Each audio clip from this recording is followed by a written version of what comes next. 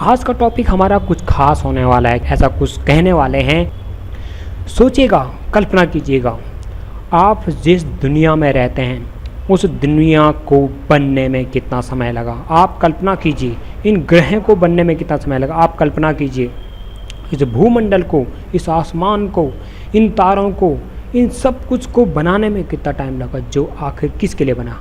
ये सब हमारे लिए बना, हमारे लिए मतलब हमारे जीवन के लिए बना, और ताकि हम जी पाएँ। आज हम जी रहे हैं, खुश हैं, सब लोग बैठे हुए हैं, सब काम कर रहे हैं, लेकिन सबके मन में केवल एक बात रहती है, और वो केवल और केवल एक बात रहती है कि मैं जीवन में सफल बनूं। सफलता ही हर किसी दिमाग की सबसे बड़ी आस्था है। आप मानो या न मानो, आप हर वक्त अपने जीवन को बेहतर बनाने के लिए सोचते रहते हैं। लेकिन क्या हम तमाम सारे विद्वानों की बात करते हैं, उनकी संस्कारों की बात करते हैं, उनकी कार्यशैली की बात करते हैं, उनके जीवन की बात करते हैं, लेकिन क्या हम उन्हें अपने जीवन में इम्प्लीमेंट करते हैं? Do we implement all these things what we understand and we get from the big personalities? शायद नहीं, शायद नहीं, बहुत ही ना के बराबर। आप इस बात कीजिए, हम जीवन भर भगवान राम के कर्मों को आस्था बनाकर उनके कदमों को अपने जीवन का सबसे बड़ा अर्थ मानकर आगे बढ़ते हैं, लेकिन क्या हम उनके 5% जीवन शैली को फॉलो कर पाते हैं? सच में कहूँ तो शायद नहीं।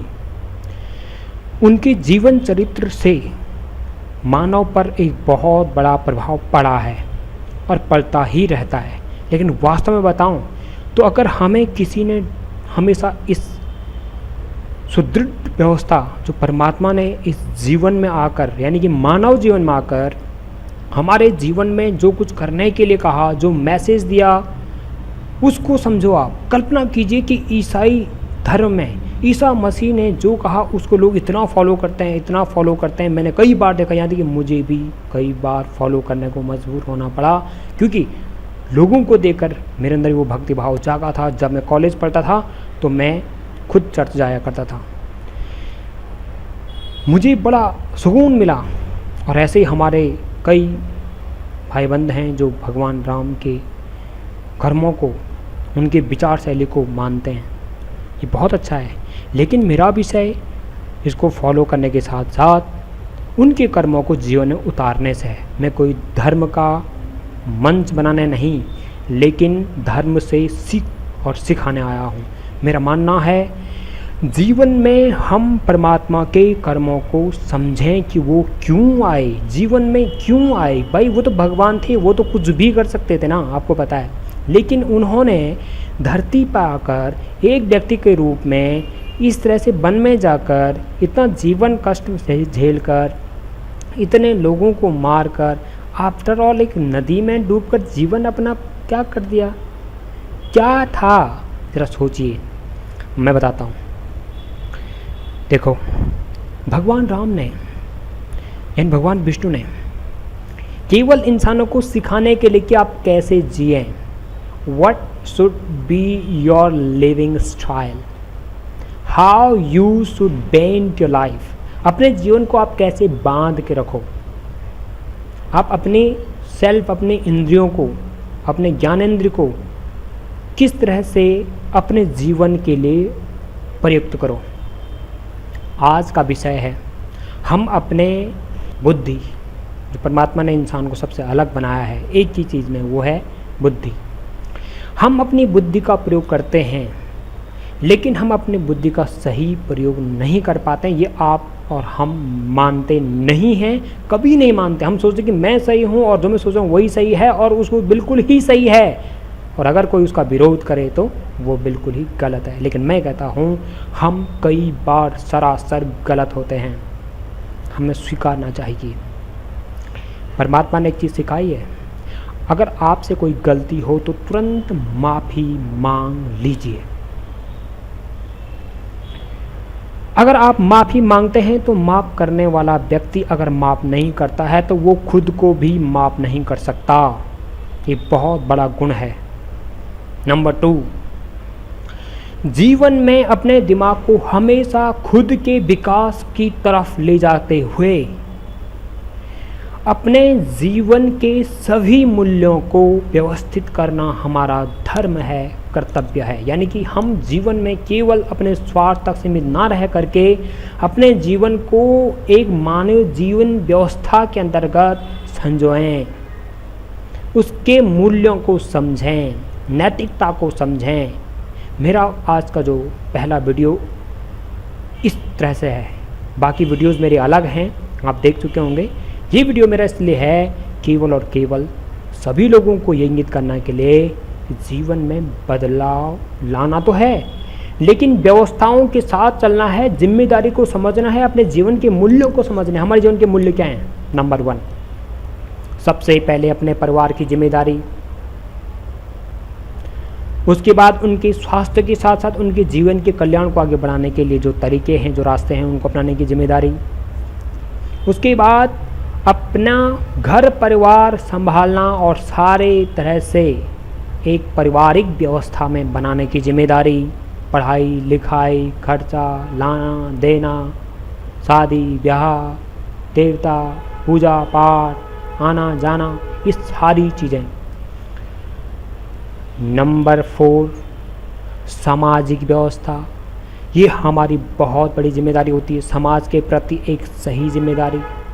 कई लोग कहते हैं कि समाज से मेरे क्या मतलब, समाज से मेरे क्या मतलब, लोग जैसे बोलते रहते हैं। भाई लोग क्या बोलते क्या नहीं बोलते, इन सभी बातों का भी आकलन होना ही चाहिए। हालांकि ठीक है, आप ज़्यादा गौर मत कीजिए, आप उसकी गहराई में मत जाइए, लेकिन क्या आप गौर भी नहीं करोगे? क्या लोग कह रहे हैं हम उसको भरोसा ही नहीं करें कि लोग तो बोलते रहते हैं? भाई लोग तभी बोलते हैं जब कुछ होता है। इसलिए लोग क्या आपके बारे में बोलते हैं, क्या आपका एस्पेक्ट है, उसमें लोगों की बातों को भी हमेशा जोड़ना चाहिए। एकदम ये नहीं करना चाहिए लोग तो ऐसे बोलते रहते हैं। ये बात यानी कि लोग जो कह रहे हैं या कहते हैं आपके बारे में, जो एस्पेक्ट रखते हैं, उसको सुधारने का कार्यक्रम भी हमारी महत्वपूर्ण जिम्मेदारी है। क्योंकि जो बोल रहे हैं अगर गलत बोल रहे हैं या कोई कमेंट कर रहे हैं तो उसको समझना और संवारना हमारी जिम्मेदारी है। 5वां, जीवन में हम जिस आस्था से आगे बढ़ रहे हैं उस आस्था के प्रति जिम्मेदारी। अगला कर्तव्य हमारा ये है कि भाई हम अपने बौद्धिक क्षमता को कैसे सही बना सकते हैं। वो हम तब तक नहीं बना सकते हैं जब तक हम सारे कर्तव्यों को नहीं समझेंगे। अगर हम अपने जीवन को इस पर ध्यान दें केवल कि सफल बनना है, सफल बनना है, सफल बनना है, सफल बनना है, तो हम सफल तो बन जाएंगे, लेकिन केवल अपने स्वार्थों को लेके बनेंगे, जिससे कि हमारे मानव जीवन की जो सारी परिकल्पनाएं हैं, जो सोच है, यानी कि जो संपन्न जीवन की उदाहरण बनना चाहिए, कहीं ना कहीं हम कई जगह से छूट जाते हैं। तो इसका मतलब ये नहीं कि आप सफलता की ओर मत भागिए, आप सफल मत बनिए, लेकिन मेरा मतलब ये है कि सपोज आप सफलता के लिए गए, सफल होने का प्रयास किया और आप नहीं हुए, तो आप बिल्कुल डिस्टर्ब हो जाते हैं कि बस यार बेकार हो गया, मेरे बस का नहीं हुआ, ये हुआ, मैं इस लायक नहीं, भगवान ने मुझे ऐसा क्यों कर दिया, क्या हो गया।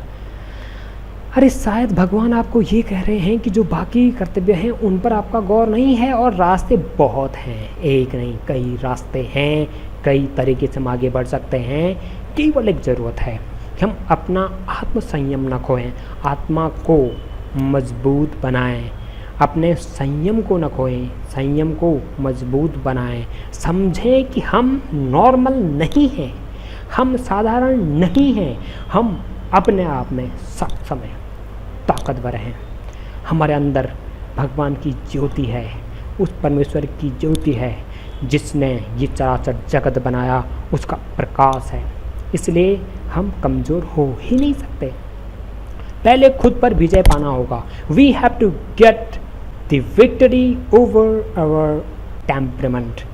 हमारा जीवन में जो अक्सर हमारा जो टेम्परामेंट का मतलब होता है, जो मनोस्थिति होती है, हम अचानक से गिर जाते हैं, अचानक से भड़क जाते हैं, अचानक से, इन पर नियंत्रण, सुख दुख में एक जैसा, सुख और दुख में एक जैसा का मतलब ये होता है कि अगर पिछले साल आपके पास बहुत अच्छा माहौल था, 2019 में आप कमा भी पा रहे थे, सब कुछ सही कर रहे थे, और इस बार आप नहीं कर पा रहे हैं क्योंकि लॉकडाउन है, बच्चे पढ़ नहीं पा रहे हैं, राइट, तो आप अभी बहुत डिप्रेशन में चले गए।